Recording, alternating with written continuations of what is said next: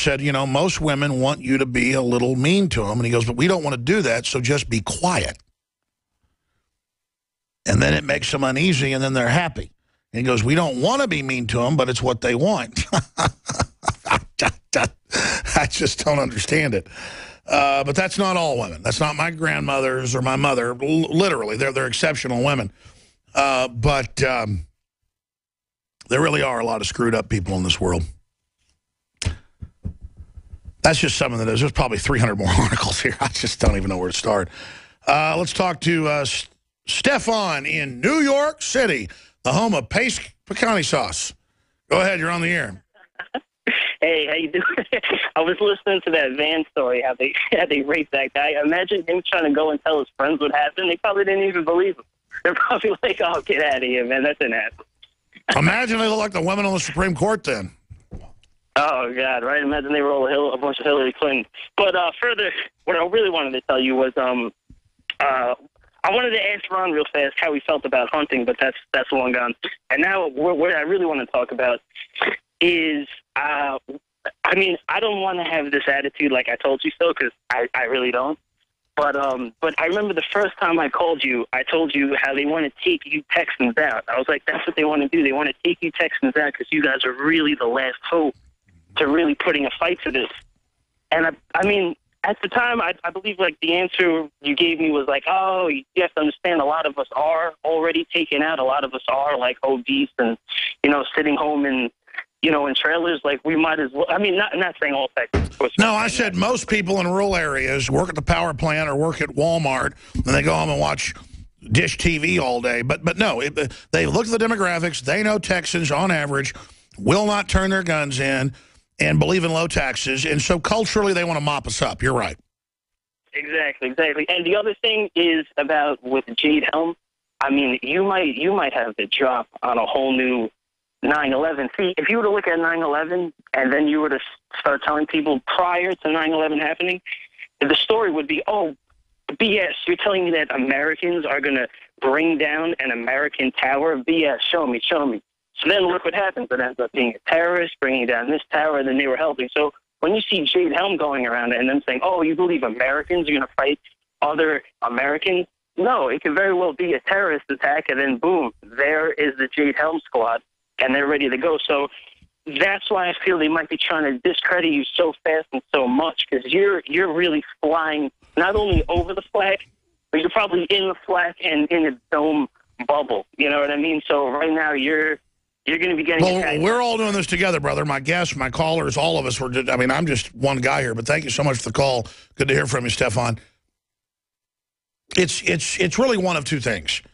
Either it's a PSYOP test, which they admit it's a PSYOP, because they know it's really just a drill for mainly overseas. They can project it and act like we're saying that, you know, the military hates America, to demonize groups that are against paramilitarization and the incremental occupation of the country with the TSA and the rest of it. Or we hit on something that they were planning to be big, and they were going to use the major operations as a smokescreen that 99.9% of people weren't involved in as the cover to bootleg the real operation, just like they run giant drills and operations that cover then the terror attacks at the London bombing, 9/11, the list goes on and on, where they run the exact same attack, the exact same time, exact same targets. I mean, that's impossible. Both 9/11 and 7/7 in London, the train and bus bombing, were the exact targets, exact times with drills. It's not bad that you called in and speculated. It's just that we're under such scrutiny that I don't even like to speculate, even though it's important to war game stuff, and to say I'm speculating, because they'll edit it and make it look like I said something I didn't. I mean, they do that constantly. But at the end of the day, people can tune in and hear what I really said. So the other side of me says, just, you know, say what you really think and just let them attack you. Because, I mean, I'm way in over my head. And here's the deal. The global engineers think they're in control. They're not in control of Jack Squad. Then we come back with Gnarls Barkley if we can. Everybody's in over their head. So at the end of the day, people say, I don't want to hear you talk about God. I'm sick of it. Listen, the more hardcore all this gets, the more serious this gets, the more I need Christ. You can call it my, you know, blanket or something like I'm 2 years old, whatever. It gives me solace. And there are no atheists in foxholes. I can tell you that right now. We'll be right back. Stay with us. Marxist professor fails student for not denouncing Christian faith in support of feminism.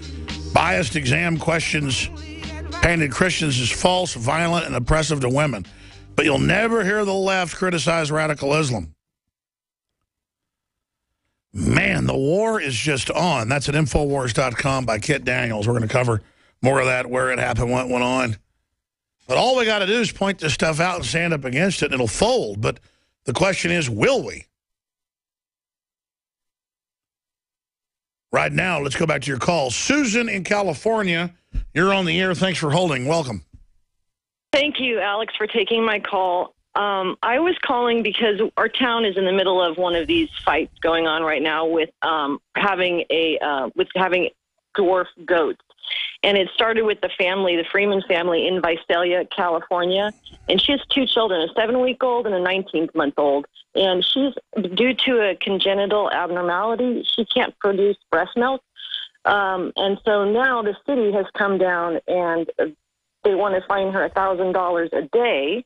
Now, again, we're in the agricultural heart of Central California, which I think this is the craziest thing. And she doesn't want to feed her baby GMO, formula. Why is she being racist against GMOs? I mean, so what if GMOs mutate other mammals in studies? Why not give her children over to the mutation and just prove that she's loving? Right, exactly. Now, I guess she wants more high fructose corn syrup, I mean, I just don't get it. And well, they're losing right now. They're losing momentum. People are waking up. That's why they're panicking. It's shattering the left-right paradigm. But, I've heard about the moves to ban dwarf goats, ban chickens, even in areas that historically have grandfather clauses to allow that. Tell me specifically about what's happening. They don't want her to have goats in the backyard? No, not in the backyard. She just has two, and it's to feed her infant children. And the city has come in and said, that can't happen. And yeah, I see it. I see it in the Times Delta. Yeah, those evil little goats that are giving the children milk. How dare them? Yes, so she has a petition on change.org, and she also, if I could throw out her plug, just for to keep up on this goat battle we have in California here. It's domesticgeekgirl.com, and we could use all the help because, again, we are in the breadbasket of California. I mean, and for them to say two tiny dwarf goats, this isn't full-size goats, and it's feeding her baby. Oh, her so children. Racist. It just, this one tugs at my heartstrings personally. It really does. Really does. Well, it's sick, and again, there is a premeditated war on this. It's not like she has goats in an apartment complex where it's a private company saying this. I've now see the story. There are two little goats that she feeds her baby with, and I guess she's just supposed to give them the formula that's like half corn syrup. This is just crazy. And, they say those miniature goats make good pets as well, and it teaches the kids how to milk their own food, feed the animals, just normal human activity. It's got to be outlawed. Got to be outlawed, Susan. Thank you so much for the call. Oh, look at the child learning how to milk the goat. That is so evil. He's learning how to play an Xbox or something or take some vaccines. Daniel in Tennessee, go ahead. You're on the air. I like that. Is that a flute? Yeah, I'm part Native American. I'm Appalachian American, and I was wondering, are you related to John Paul Jones that founded the Navy? No, I'm not related to John Paul Jones. That was a name that he adopted when he moved to the United States. Yeah, I'm also. He was Scottish. He was not Welsh, but he adopted it to honor the name Jones because somebody with the name Jones helped him out. I forget the exact story. It's wild. Your listeners should look him up because there's a great resemblance to you if you look at the pictures of him when he fought in the Revolutionary War. But no, I'm related to a lot of illustrious Joneses, but not to the founder of the U.S. Navy, John Paul Jones.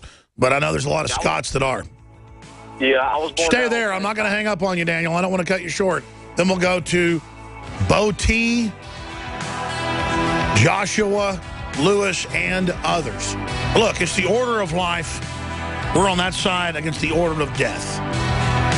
And what you want is what you get. Well, I cast my lot for life. I bet everything on it. I commit to it, to fortune and to God's providence.